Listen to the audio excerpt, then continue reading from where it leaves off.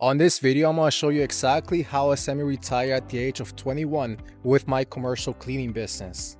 Because for over 6 years, I have been a cleaner, cleaning toilets, doing move-out units, residentials, being a subcontractor, and I was always working 24/7 just to pay off the bills. And I realized that the only way to escape was to get commercial cleaning contracts and then systemize them so you have a machine that works for you. And when you guys are playing around with small numbers, $100 jobs, $200 jobs, it's very hard to grow the business that way. Instead, you need to focus on the big buildings that provide ongoing recurring revenue, and then you put a cleaner in place so you have a machine that works for you. And with thousands of buildings in your city, there's opportunity right in front of you. And I'm gonna go over 12 different steps that helped me semi-retire at the age of 21. So let's start with the first one. The first thing that I did is that I switched from doing residential cleaning to fully doing commercial cleaning.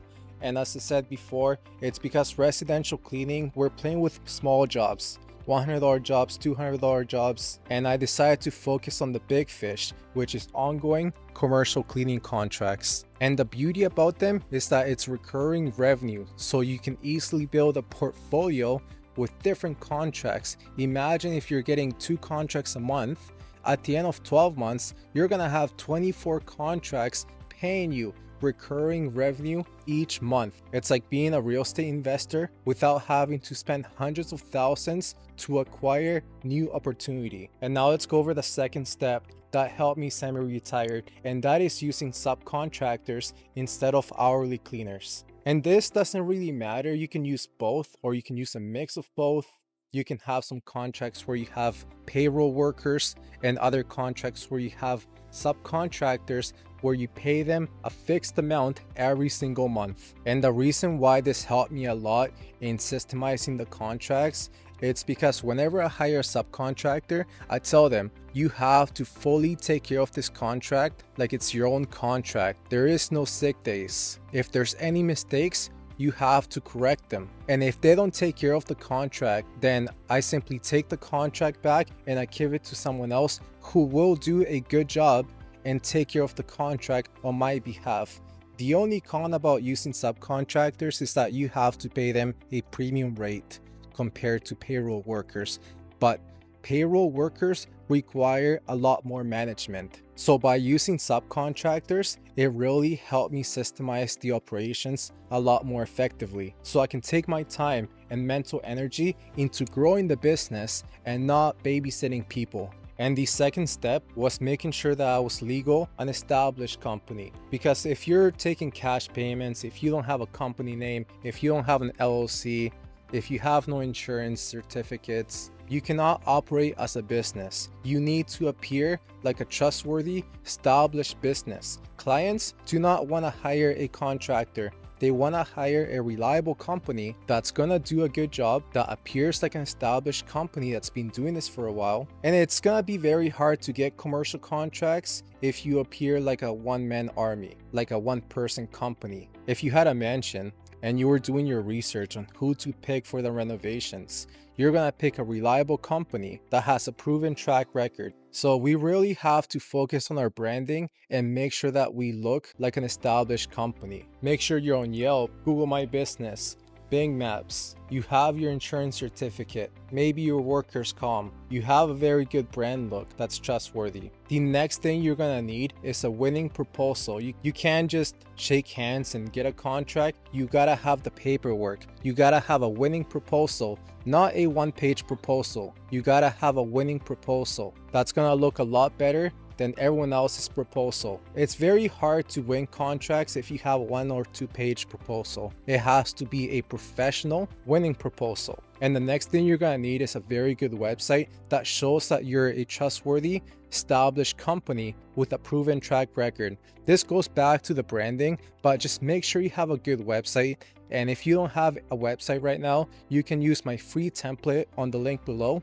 Just simply cover the subscription. Or if you want me and my team to build you a website, there's gonna be a link down below, and it's gonna be very affordable for anyone watching this video. So if you don't have a website, I highly recommend clicking on the link below. And the next thing you're gonna need if you wanna semi-retired is having a high closing rate, because there's nothing more frustrating than doing a walkthrough for a really good contract and they decide to pick someone else. Remember guys, in order to grow the business, there's a lot of trial and error that goes behind something in order to make it work. It's like cooking for the first time. It's like driving for the first time. It's like using a computer for the first time.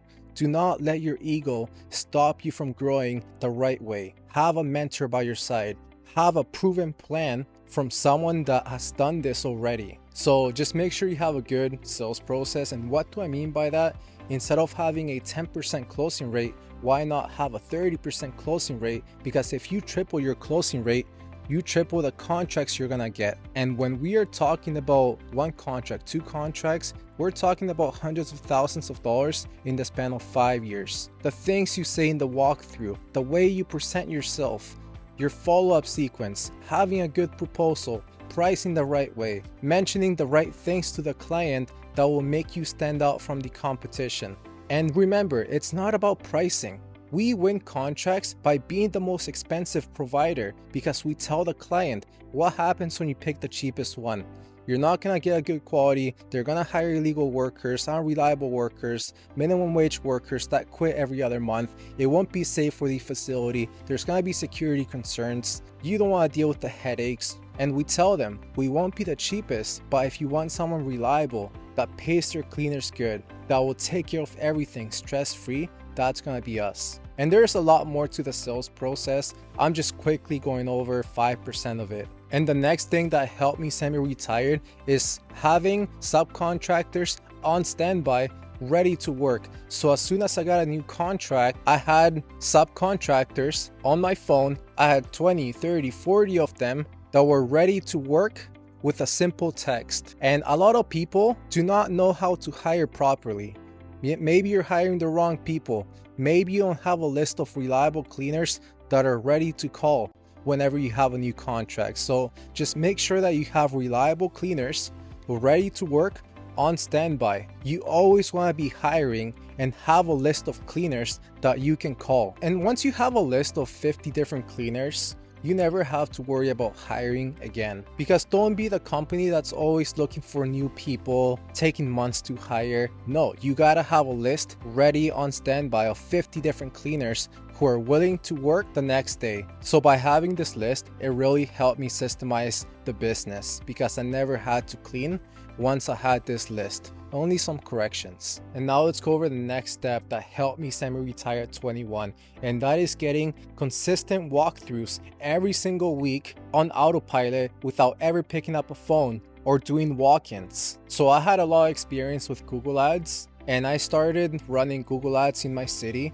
and that's how I started getting leads. And then I started LinkedIn ads, Facebook retargeting, and then I was targeting business owners on Facebook, Instagram, and then I was sending cold email campaigns. I was doing some phone calls, but the main way I got my leads was using Google Ads the right way, because most people try Google Ads and they waste a ton of money without any results. And that is because you're not doing it right.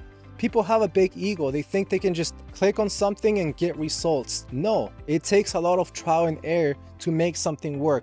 Do not be the idiot that does everything themselves and then complains about how hard it is. Trust me guys, I've seen people that book the call, they waste my time asking questions, and they end up kicking rocks, and then 3 years later they come to me and they tell me, Rick, I'm having issues, I'm only making $5,000 a month. It's like, duh, you didn't do it the right way. It's like, remember guys, if you're learning how to cook, you either learn it by cooking, sucking at it, improving, sucking at it again, and after 100 times, maybe you'll get good at it. Instead of working with someone who's already done thousands of them so they can show you how to do this strategically. I have clients that never cleaned before, never started a cleaning business before or any business, and they're getting contracts literally the first month. And then I see people book a call and they've been doing this for 10, 15 years and they're not even making $3,000 a month. That is because they're not doing it the right way. So do not let your ego stop you from growing. Be wise enough to learn from someone that has done this already. And if you want to work one-on-one, there's going to be a link on the description. And the next thing that helped me semi-retire at 21 is doing everything possible to get as many walkthroughs as possible. I didn't just try one thing, I tried everything possible. Google ads, Bing ads, Facebook, Instagram ads, retargeting ads. I was testing multiple campaigns on Google. I was adding those negative keywords. I was spending a lot more money on the commercial areas that had a lot of commercial buildings. I was targeting the cities around me. I was doing phone calls. Every time I saw a big building, I would look up who owned that building and I would reach out to them. I would message the owner, the managers. I would send them consistent direct mail marketing every single month. I had a team of cold callers doing thousands of phone calls every single week. I was trying to optimize my Google Maps, Bing My Places, my Yelp. I was adding business owners on LinkedIn and messaging them. So if you want something, you have to go all in. There's no touching your toes in the water. No, you have to try everything possible to grow your business. And that's how I became the fastest growing commercial cleaning business in my city. So if you really want to grow this, you gotta be serious about this. And do not be that idiot that does everything themselves. Like, sure, you're watching YouTube videos and you think, oh yeah, it's simple, I'll just run Google ads. Good luck. There's a lot behind something to make this work. So be wise enough to work with someone one-on-one that can help you do this strategically without making costly mistakes and without wasting hundreds of thousands in mistakes and years trying to figure everything out. Remember guys, it takes a lot of practice to fully become perfect at something. And this is not a course. None of that. This is a done with you business model. And if you don't believe me, you can look at my testimonials. I work with people who are making 50, 100,000 a month. And if those people need help, I'm sure you do too. And now let's go over the next thing that helped me semi-retire. And that is cleaning my first few contracts myself. Because I was broke just like you guys. And every single penny that I earned in my business on the first year went back into marketing and sales. So many people out there have so much expenses like rent expenses, car expenses, all this and that, and you're not even making 5,000 a month. So for the first 6 years, I was a cleaner. I didn't have a company. And then I started my own company. I got my own contracts and I was cleaning the first 5 contracts myself so I can take 100% of the profits and put it back into marketing and sales. I was not buying a new car. I was not moving out into an expensive penthouse. So do not be a cheapskate that saves every penny to keep playing with pennies. Remember, if you want the shortcut, you have to be willing to take the haircut and invest into your business. But first, invest into a mentor, someone that has a proven plan to get you results right away. And then you put money into marketing and then sales, and you start getting walkthroughs. And remember guys, this is not a one-time sale. Once you get a commercial contract, they provide recurring revenue every single month. If you keep them happy, they'll even stay with you for 5, 10 years. And you can even keep them in a contract that auto-renews every single year. So there is different structures that you can do for your commercial cleaning business. And the last thing I did to semi-retire at 21 is that I fully exited the cleaning operations. I got sick of cleaning, I got sick of doing touch-up, I got sick of inspecting and dealing with people and babysitting them. So what I did is that I promoted my best cleaners in specific areas and I turned them into supervisors that would train new subcontractors, that would show them the place, that would do inspections, corrections on my behalf. And then I had a regional manager to deal with the management and the hiring.